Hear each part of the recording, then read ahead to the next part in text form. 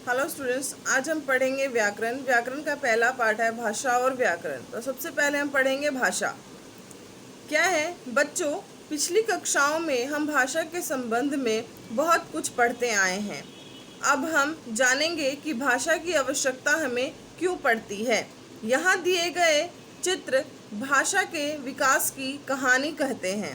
प्रारंभ में जब भाषा नहीं थी प्रारंभ में जब भाषा नहीं थी तब मनुष्य इशारों से अपने विचारों को व्यक्त करते थे। धीरे धीरे उसने अपने विचारों को व्यक्त करने के लिए पत्थरों, चट्टानों पर कुछ संकेत या चिन्ह बनाना प्रारंभ कर दिया था।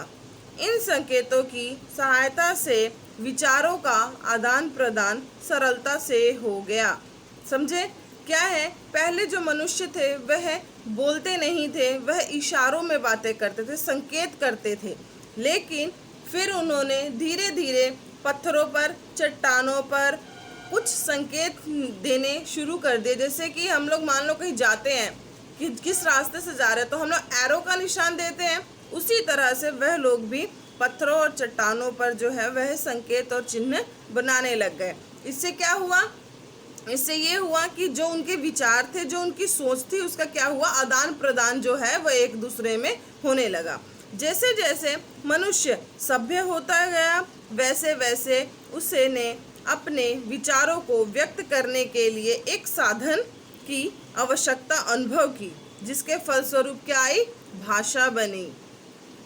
आज समाज में भाषा का विशेष महत्व है। अगर हम नहीं बोलेंगे तो समाज के लोग कैसे जानेंगे कि हम क्या सोच रहे हैं, क्या करना चाह रहे हैं, क्या बोलना चाह रहे हैं। मनुष्य ही नहीं, पशु पक्षी भी अपने भावों को व्यक्त करते हैं, लेकिन उनकी भाषा मानव समाज से अलग है। पशु पक्षी की भाषा जो हम लोग बोलते हैं वो भाषा तो नहीं है ना, हमसे अलग है ना। वे विभिन्न आवाज़ों द्वारा अपनी भावनाएं एक दूसरे तक पहुंचाते हैं। केवल मनुष्य की ऐसी वाणी है जो भाषा की रचना कर अपने भावों का आदान प्रदान करते हैं। मनुष्य की ऐसी वाणी है जो भाषा की रचना कर अपने भावों का, अपने जो उनकी भावनाएं हैं उसका आदान प्रदान जो है वह करते हैं। भाषा के रूप, भाषा के कितने रूप हैं? भाषा के 2 रूप हैं, मौखिक और लिखित। लेकिन सांकेतिक भाषा जो है वह भी हमें नहीं भूलनी चाहिए। क्यों? क्योंकि पहले के लोग जो थे वह संकेत करके अपनी बातों को समझाते थे।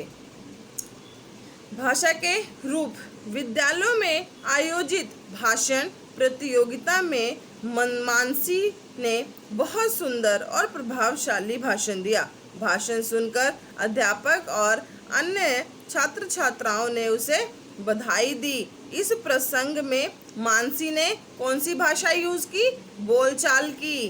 बोलकर मानसी ने अपनी बातों को बोलकर लोगों तक पहुंचाया और अध्यापक तथा छात्र छात्राओं ने सुनकर उसे बधाई दी।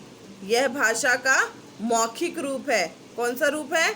मौखिक, जिसमें हम अपनी भावनाओं को, अपने भावों को बोलकर एक दूसरे तक आदान प्रदान करते हैं।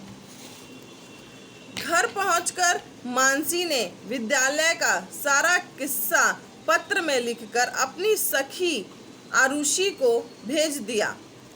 पत्र पढ़कर आरुषि बहुत खुश हुई और उसने भी पत्र लिखकर मानसी को बधाई दी।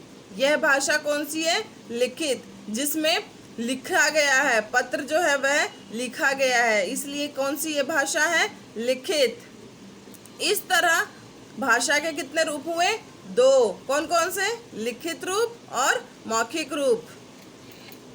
साथ ही भाषा के 4 कौशल भी होते हैं। कौशल कौन सा? जैसे सुनना, बोलना, पढ़ना और लिखना। ये कौन से? 4।